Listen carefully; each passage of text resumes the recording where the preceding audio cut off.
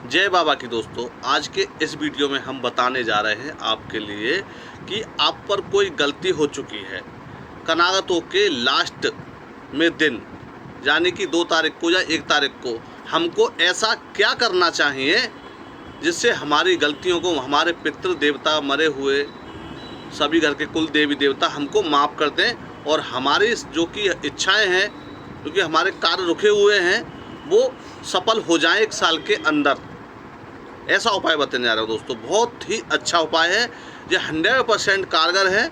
इस उपाय को आप करेंगे तो आप पर या कोई कर्जा है या पितृ दोष लगा है या आप पूजा पाठ नहीं कर पा रहे हैं उनका, या आप उनको समझ नहीं पा रहे हैं हमारे देवी देवता कैसे हैं, कहाँ पर हैं, हम उनको कैसे भेंट करें, कैसे पूजा करें, कैसे दान करें, तो इन सारी समस्याओं का सुझाव आप 16 कनागत के लास्ट में दिन कर सकते हैं बड़े आसानी से, घर बैठे। वो भी दोस्तों छोटी सी भेंट बताऊंगा, उस भेंट से आपका 100% पितृ दोष हटेगा और आपके देवता रूठे हुए हैं वो खुश हो जाएंगे, और जो आपकी कुछ उनकी वजह से जो कि अड़चन आ रही है, काम रुके हुए हैं, वो 100% समस्या सॉल्व हो जाएंगी। इस वीडियो को आप अच्छे से देखिएगा, पूरा समझिए, क्योंकि दोस्तों अधूरा ज्ञान हमेशा दुखदाई होता है। इसीलिए हम कहते हैं दोस्तों, हाथ जोड़ के गिनती है कि वीडियो को पूरा देखिएगा, ज़रा सा मिस ना करें। और एक बात और आपसे कहूँगा, रिक्वेस्ट करता हूँ छोटी सी, आप हमारे चैनल पर पहली बार आए हैं और आपने अभी तक हमारे चैनल को सब्सक्राइब नहीं किया है तो प्लीज़ चैनल को सब्सक्राइब कीजिए। सब्सक्राइब करना बिल्कुल फ्री है, आपका कोई भी चार्ज नहीं लगता है, और आपका एक लाइक और सब्सक्राइबर हमारे लिए हिम्मत देता है और हम आपके लिए नई नई जानकारियाँ और वीडियो बना करके दिखाते हैं। और आपको हमारे चैनल से जुड़ने के 3 फ़ायदे हैं जो कि हमारे चैनल के माध्यम से आप लाभ उठा सकेंगे।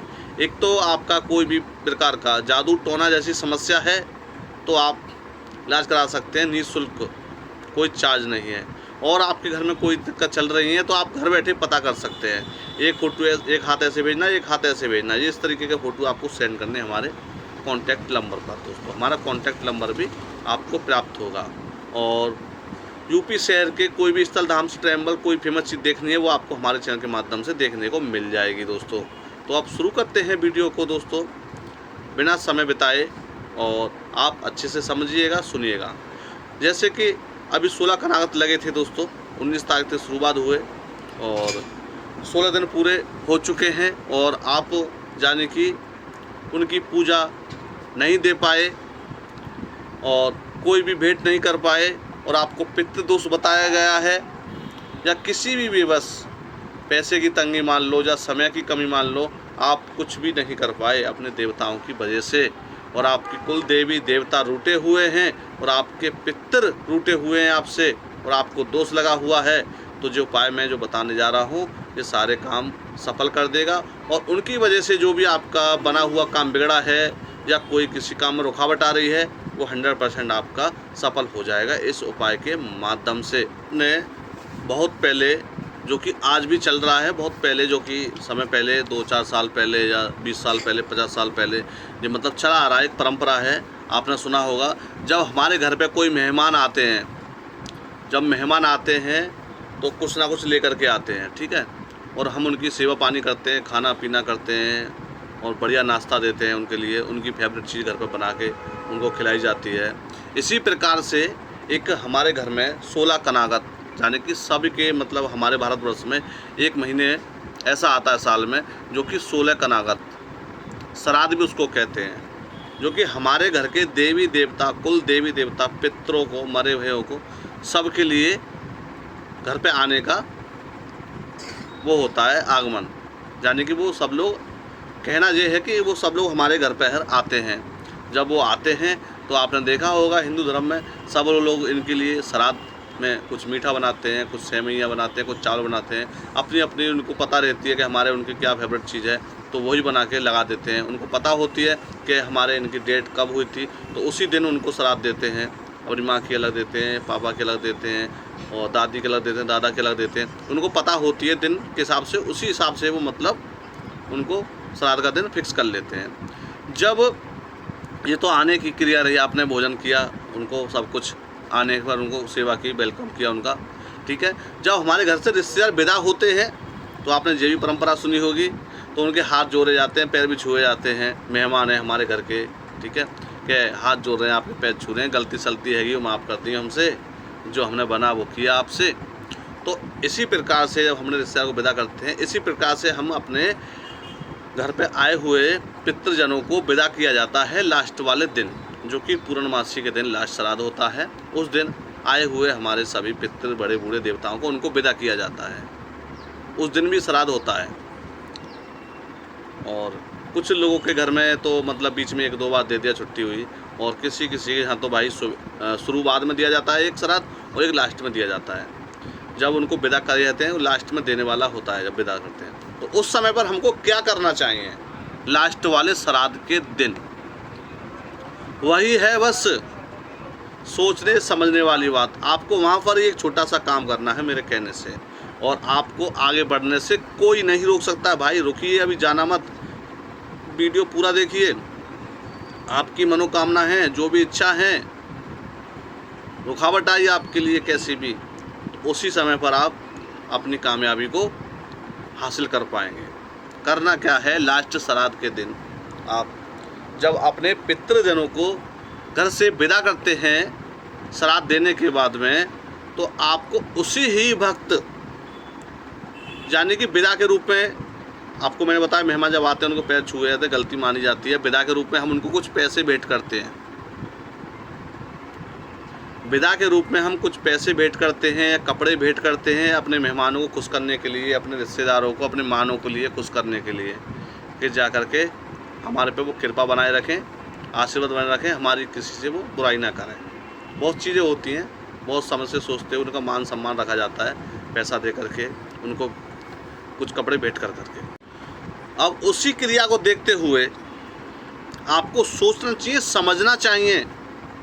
आपके अंदर भाई दिमाग है, आप भी बड़े बूढ़े हैं, मैं तो आपके सामने बच्चा हूँ जो मैं आपको बता रहा हूँ, मगर मेरी बात का बुरा मत मानना भाई।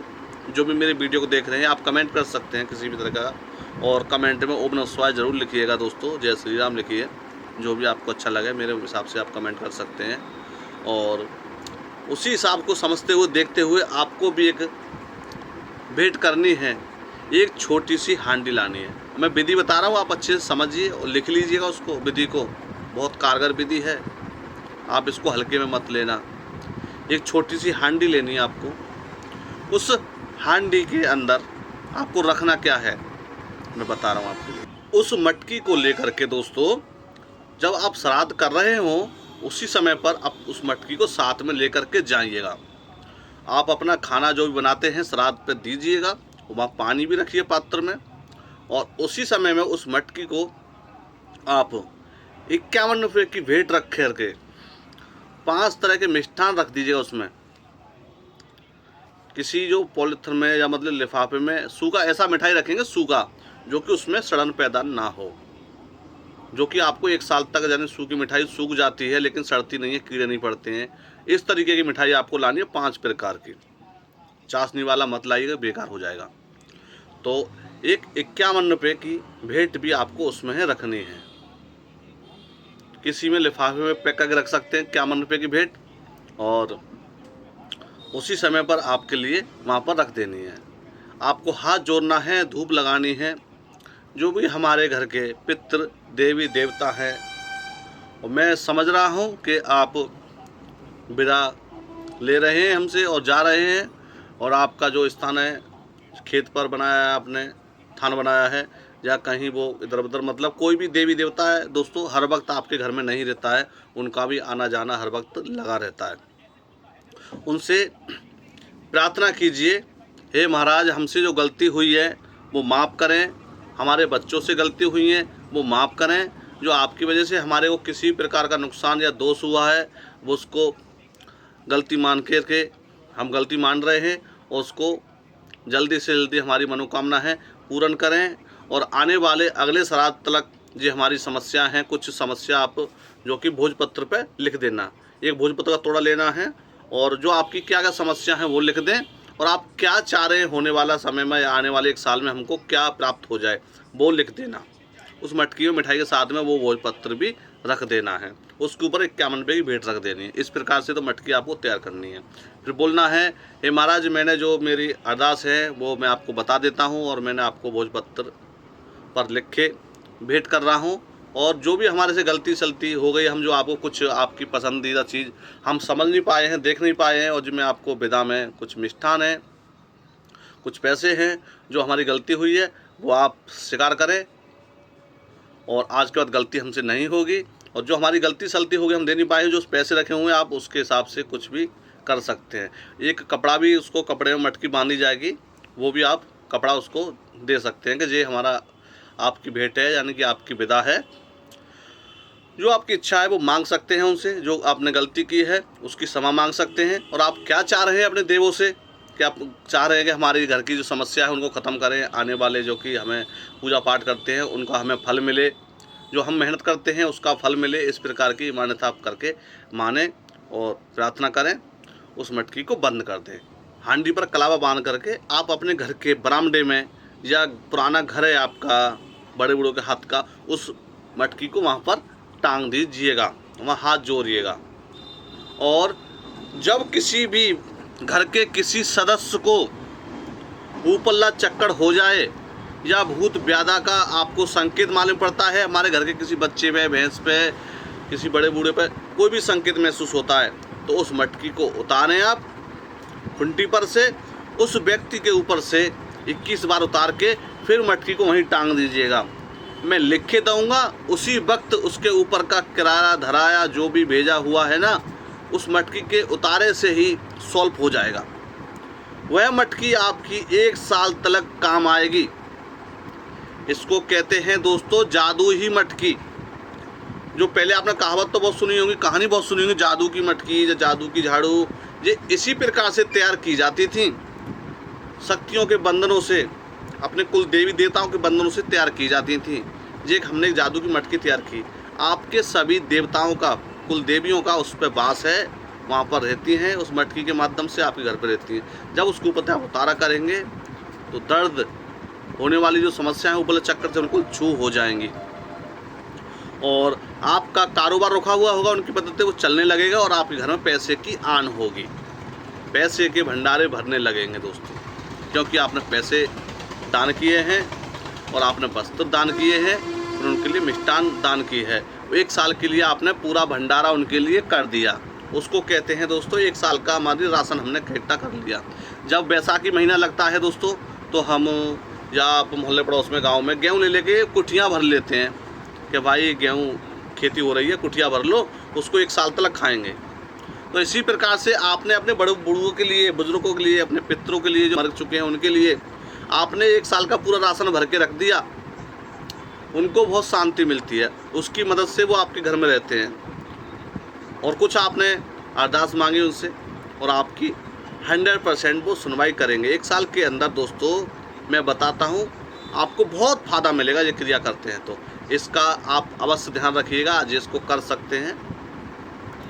घर के किसी सदस्य को दिक्कत आएगी तो उस मटकी से आप 2 मिनट में छू कर देंगे इस घर की सारी समस्या। इस वीडियो का मैं पार्ट 2 भी बनाऊंगा, जो कि हमारी आने वाली अगली साल में इस मटकी का हमको क्या करना है, फिर हमें दूसरी क्रिया किस तरीके से चालू करनी है। हमारा पार्ट 2 देखने के लिए चैनल को अभी सब्सक्राइब कीजिए, लाइक कीजिए और बेल आइकन वाला बटन जरूर दबाइएगा। आप इस वीडियो का फ़ायदा उठा सकते हैं, लाभ उठा सकते हैं। अपने दोस्तों को, अपने रिश्तेदारों को इस वीडियो को शेयर अवश्य कीजिएगा, क्योंकि दोस्तों आपके शेयर करने से किसी का फ़ायदा होता है, लाभ होता है, तो आपको भी इसका पुण्य मिलता है।